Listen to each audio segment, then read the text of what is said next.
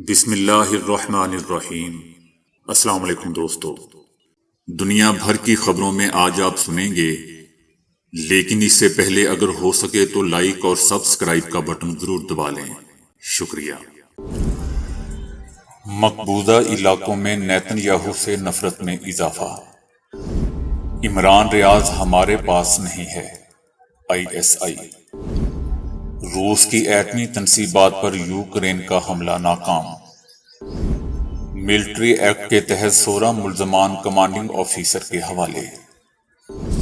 جوہری ہتھیاروں کی تعیناتی کے لیے روس اور بیلاروس میں معاہدہ۔ اسد عمر نے بھی بائے بائے کہہ دیا۔ فیصلے وہی کر رہے ہیں جو ہمیشہ سے کرتے آ رہے ہیں، شیخ رشید احمد۔ عمران خان نے پارٹی چھوڑنے والوں کی رکنیت ختم کر دی۔ تو آئیے چلتے ہیں تفصیل کی جانب۔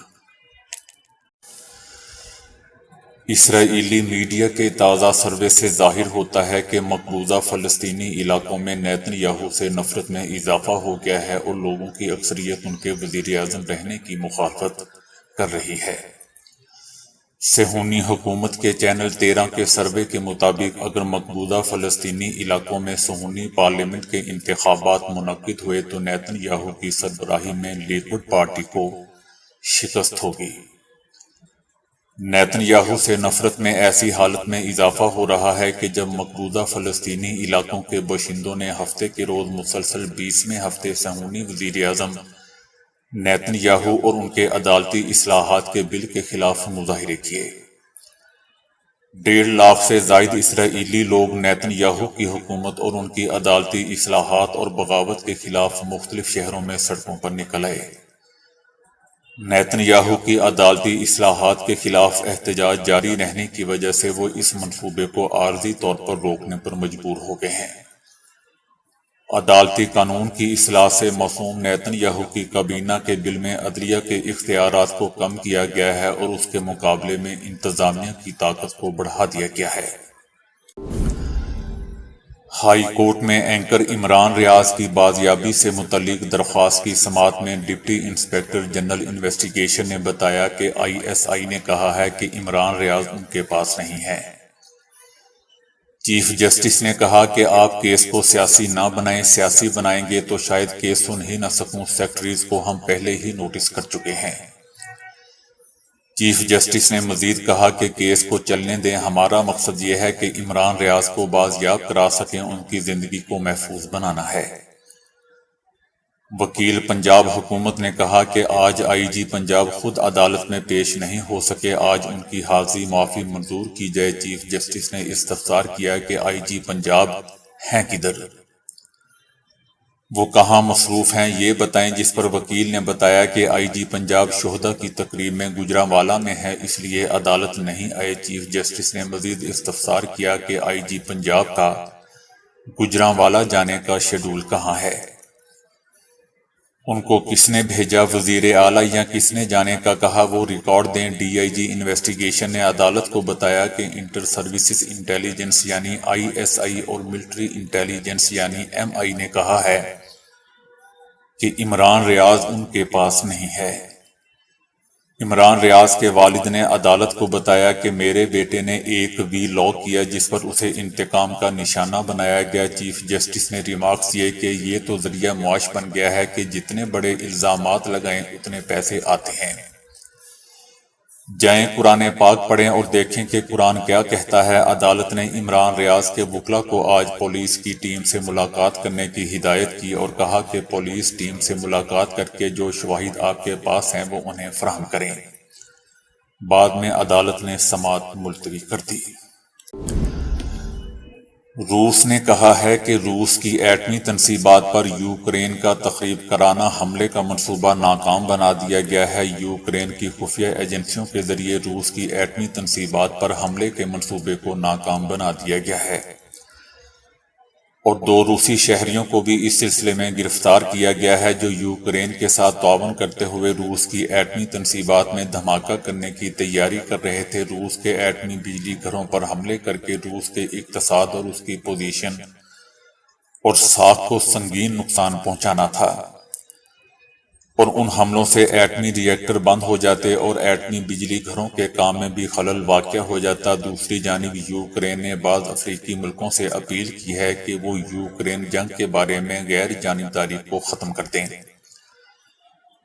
امریکہ کے سابق وزیر خارجہ ہنری کسنجر نے بھی دعویٰ کیا ہے کہ یوکرین نیٹو اور یورپی یونین میں شامل ہونے کا خواہش مند ہے، لیکن نیٹو کے ارکان میں اس کی رکنیت کے مسئلے پر بہت زیادہ اختلافات پائے جاتے ہیں۔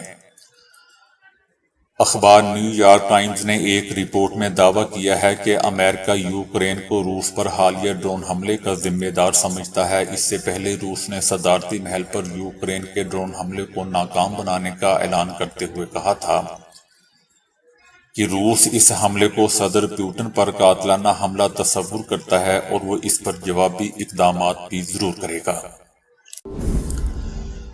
پاکستان ملٹری ایکٹ کے تحت کارروائی کے لیے کمانڈنگ آفیسر نے 16 شرپسندوں کی حراست مانگ لی ہے۔ عدالت نے کمانڈنگ آفیسر کی درخواست کو منظور کر لیا۔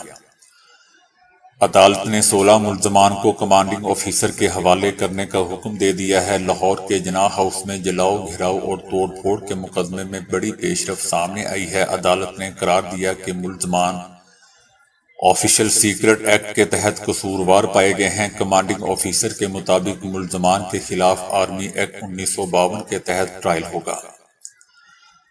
پروسیکیوشن نے کمانڈنگ آفیسر کی درخواست پر اعتراض نہیں کیا۔ عدالتی احکامات کے بعد سپرنٹنڈنٹ کیمپ جیل نے 16 ملزمان کو مزید کارروائی کے لیے کمانڈنگ آفیسر کے حوالے کر دیا۔ روس کے ٹیکٹیکل جوہری ہتھیاروں کی بیلاروس میں تعیناتی سے متعلق دونوں ممالک کے درمیان معاہدہ طے پا گیا ہے۔ معاہدے پر دستخط کی تقریب بیلاروس میں منعقد ہوئی تھی۔ اس موقع پر روس کے وزیر دفاع نے کہا کہ بیلاروس میں تعینات کیے جانے والے جوہری ہتھیاروں اور ان کے استعمال سے متعلق کسی بھی فیصلے پر روس کا ہی کلی اختیار ہوگا۔ وزیر دفاع نے جوہری ہتھیاروں کی تعیناتی کی وجہ بتاتے ہوئے الزام عائد کیا کہ مغربی ممالک روس اور بیلاروس کے خلاف غیر اعلانیہ جنگ چھیڑ رہے ہیں۔ ہمیں اپنے دفاع کا حق حاصل ہے۔ یاد رہے دوستوں کہ بیلاروس یوکرین کا ہمسایہ اور روس کا دوست ملک ہے۔ جنگ کے آغاز سے ہی روس یوکرین میں فوجی پیش قدمی کے لیے بیلاروس کو ہی استعمال کرتا آ رہا ہے۔ یوکرین اور مغربی ممالک نے روس کے اس اقدام کی شدید الفاظ میں مذمت کرتے ہوئے کہا ہے کہ اس سے جنگ کو طول ملے گا اور امن کی کوششوں میں رکاوٹ پیدا ہوگی۔ ادھر روس نے دعویٰ کیا ہے کہ اس کی خفیہ ایجنسی نے یوکرین کے 2 تخریب کاروں کو حراست میں لیا ہے جو اس ماہ یوم فتح کے موقع پر 2 جوہری پاور اسٹیشنوں کی بجلی کی لائنوں کو اڑانے کی سازش کر رہے تھے۔ پی ٹی آئی کی صفوں سے معروف سیاسی شخصیات کے انخلاء یا عہدے چھوڑنے کا سلسلہ جاری ہے۔ جماعت کو 2 بڑے دھچکے لگے ہیں۔ اسد عمر اپنے عہدے سے مستعفی ہو گئے ہیں۔ انہوں نے جماعت کی کور کمیٹی کی رکنیت بھی چھوڑ دی ہے، البتہ انہوں نے واضح کیا کہ وہ پی ٹی آئی کو خیر باد نہیں کہہ رہے۔ اسد عمر نے کہا کہ وہ 15 روز تک جیل میں قید تنہائی میں رہے ہیں۔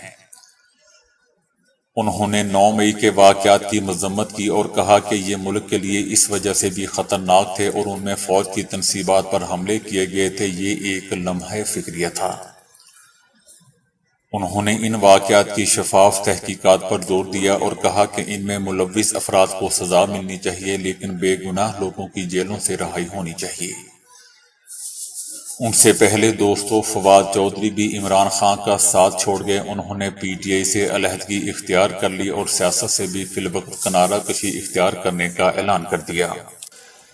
انہوں نے کہا کہ میں 9 مئی کے واقعات کی واضح طور پر مذمت کرتا ہوں۔ میں نے عمران خان سے علیحدگی اختیار کر لی ہے۔ دوسری طرف کہا جا رہا ہے کہ حملوں کا منصوبہ مبینہ طور پر 8 مئی کو زمان پارک میں تیار کیا گیا۔ ریکارڈ سے پتہ چلا کہ 8 مارچ کو زمان پارک اور 9 مئی کو جناح ہاؤس بلوائیوں میں 154 موبائل نمبر سامنے آئے۔ 215 کالز 9 مئی کو 6 رہنماؤں کے ساتھ رابطوں میں تھی۔ عمران خان کے گھر زمان پارک سے 6 اہم شخصیات سے روابط کا ریکارڈ سامنے آیا ہے، جن میں ڈاکٹر یاسمین راشد، حماد اظہر، محمود رشید، اعجاز چودھری، اسلم اقبال ان بلوائیوں سے رابطوں میں تھے۔ جنہوں نے حملے کیے 75 بار موبائل فون رابطوں کے ساتھ محمود رشید سر فہرست ہیں۔ یاسمین راشد کا رابطہ بذریعہ کال 41 بار ہوا اور حماد اظہر سے موبائل نمبر سے 10 کال شرف پسندوں کی گئی۔ اعجاز چودھری کی جانب سے کی جانے والی 50 کالز ریکارڈ میں آئیں۔ شیخ رشید احمد نے کہا ہے کہ جب یہ جج کہتے ہیں کہ آپ کو پریس کانفرنس کے بغیر نہیں چھوڑیں گے تو ٹویٹ ڈیلیٹ کریں تو دنیا کو سمجھ آ جاتی ہے کہ پردے کے پیچھے کیا ہو رہا ہے۔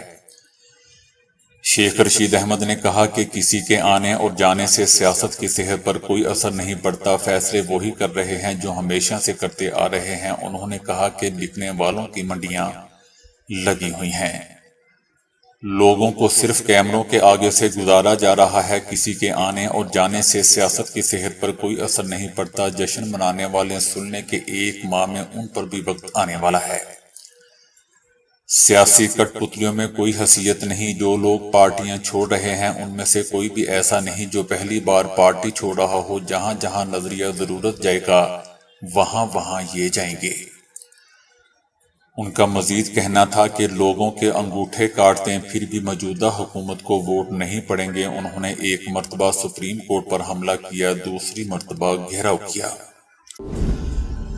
عمران خان نے پارٹی چھوڑنے والے مرکزی قیادت کے ارکان کی بنیادی رکنیت ختم کر دی ہے۔ عامر کیانی، امین اسلم شیری نظاری اور اسد عمر کور کمیٹی سے لیفٹ کر گئے، جبکہ فواد چودھری کو کور کمیٹی گروپ سے ریموو کر دیا گیا ہے۔ پی ٹی آئی کی رول آف لسٹ سے بھی کور کمیٹی ارکان کے نام ہٹا دیے گئے ہیں، جبکہ ڈاکٹر یاسمین راشد نے واضح کر دیا ہے کہ میں عمران خان کے ساتھ کھڑی ہوں اور پی ٹی آئی نہیں چھوڑوں گی۔ ڈاکٹر یاسمین راشد کو آج 3 روزہ جسمانی ریمانڈ مکمل ہونے پر عدالت میں پیش کیا گیا۔ دوسری طرف وفاقی حکومت نے فی الحال عمران خان سے مذاکرات نہ کرنے کا فیصلہ کیا ہے۔ وفاقی حکومت نے طے کیا ہے کہ سانحہ 9 مئی کے واقعات کے بعد عمران خان کو کوئی سیاسی اور قانونی ریلیف نہیں دیا جائے گا اور فی الحال عمران خان سے کوئی مذاکرات نہیں کیے جائیں گے۔ پی ٹی آئی کے 9 مئی کے واقعات میں ملوث ہونے کے ثبوت سامنے آنے کے بعد اب ان سے بات چیت کا راستہ اختیار کرنا وفاق کے لیے فی الحال ناممکن ہو گیا ہے۔ حکومت کا کہنا ہے کہ پی ٹی آئی کے اہم رہنما 9 مئی کے بعد پارٹی چھوڑ رہے ہیں۔ اس سے واضح ہو رہا ہے کہ پی ٹی آئی سیاسی طور پر تنہائی کا شکار ہوتی جا رہی ہے۔ افواج پاکستان اور ریاستی اداروں پر حملوں کے بعد وفاق کی جانب سے عمران خان اور ان سے وابستہ لوگوں کے ساتھ کوئی سیاسی اور قانونی لچک کا مظاہرہ نہیں کیا جا سکتا۔ اگر مستقبل میں پی ٹی آئی میں کوئی سیاسی دھڑا سامنے آیا اور ان میں وہ لوگ شامل ہوئے جن کا بیانیہ 9 مئی کی مذمت اور ریاست کی ریٹ کو تسلیم کرتا ہو تو ان سے بات چیت ہو سکتی ہے۔ وفاق عمران خان سے مذاکرات کرنے پر فی الحال کوئی ارادہ نہیں رکھتا۔ اداکار جیرمی جیکسن کی سابق اہلیہ لونی ولسن ایک وقت میں لاکھوں میں کھیلتی تھی، لیکن اب کچھ بری عادات نے اسے سڑک پر لا کھڑا کر دیا ہے اور وہ کوڑے دان سے کھانا اٹھا کر کھانے پر مجبور ہو چکی ہے۔ فٹنس ماڈل لونی ولسن 3 سال قبل منظر عام سے غائب ہو گئی تھی۔ کچھ عرصہ قبل ان کی تصاویر ایک بار پھر سامنے آئی ہیں، تاہم اس بار وہ ایسی حالت میں تھی کہ اکثر لوگ اسے دیکھ کر حیران رہ گئے۔ لونی ولسن کے پاس اب ایک ٹرالی ہے جس میں ان کے کپڑے اور چند دیگر چیزیں رکھی ہوئی ہیں اور وہ سڑکوں پر رہتی ہے۔ کہا جا رہا ہے کہ لونی ولسن بری عادات کی وجہ سے دماغی صحت کے مسائل کا شکار ہوئی ہیں، جس کی وجہ سے وہ اس حال کو پہنچی ہیں۔ 37 سالہ لونی ولسن کی یہ تصاویر وائرل ہونے پر جب میڈیا نے ان سے رابطہ کیا تو انہوں نے کہا کہ میں ٹھیک کر رہی ہوں، میں اپنے سابق شوہر جیرمی یا اپنے دوستوں سے بات نہیں کی اور نہ ہی میں ایسا کرنا چاہتی ہوں۔ میں نہیں چاہتی کہ میری کوئی مدد کرے، میرے پاس موبائل فون بھی نہیں ہے، مجھے کھانا مل رہا ہے اور سونے کی جگہ مل رہی ہے، یہ میرے لیے بہت ہے۔ دوستو، یاد رہے کہ جیرمی اور لونی کی شادی 2012 میں ہوئی تھی اور 2014 میں ان میں علیحدگی ہو گئی تھی۔ کلکتہ ہائی کورٹ نے ایک درخواست میں کہا کہ بالغ خاتون اپنی پسند کی شادی اور مذہب تبدیل کرنے میں با اختیار ہے۔ اور کوئی بھی عدالت اس میں مداخلت نہیں کر سکتی ہے۔ بھارتی شہری نے درخواست میں کہا تھا کہ اس کی 19 سالہ بیٹی 15 ستمبر کو یہ کہتے ہوئے چلی گئی تھی کہ وہ بینک جا رہی ہے، اور اگلے دن اسے معلوم ہوا کہ اس کی بیٹی نے مذہب تبدیل کر لیا ہے اور مسلمان نام اپنا کر ایک مسلمان سے شادی کر لی ہے۔ درخواست گزار نے الزام لگایا کہ اس کی بیٹی کو یا تو اس پر مجبور کیا گیا ہے یا لالچ دے کر اس سے شادی کی گئی ہے۔ پولیس کی جانب سے لڑکی کا سراغ لگانے کے بعد اس نے جوڈیشنل مجسٹریٹ کو بتایا کہ اس نے اپنی مرضی سے مذہب تبدیل کیا ہے اور اپنی مرضی سے ہی شادی کی ہے۔ کلکتہ ہائی کورٹ نے پولیس آفیسر کے سامنے لڑکی کے بیان کا حوالہ دیتے ہوئے کہا ہے کہ لڑکی سے زبردستی شادی یا مذہب تبدیل کرنے پر مجبور نہیں کیا گیا۔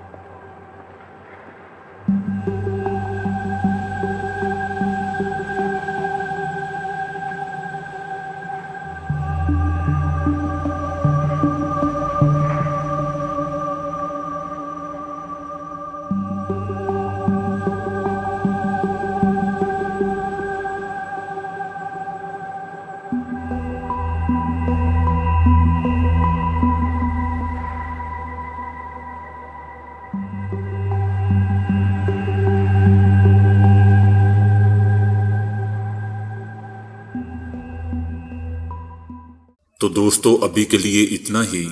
ویڈیو کو لائک اور شیئر کرنے کا بہت بہت شکریہ۔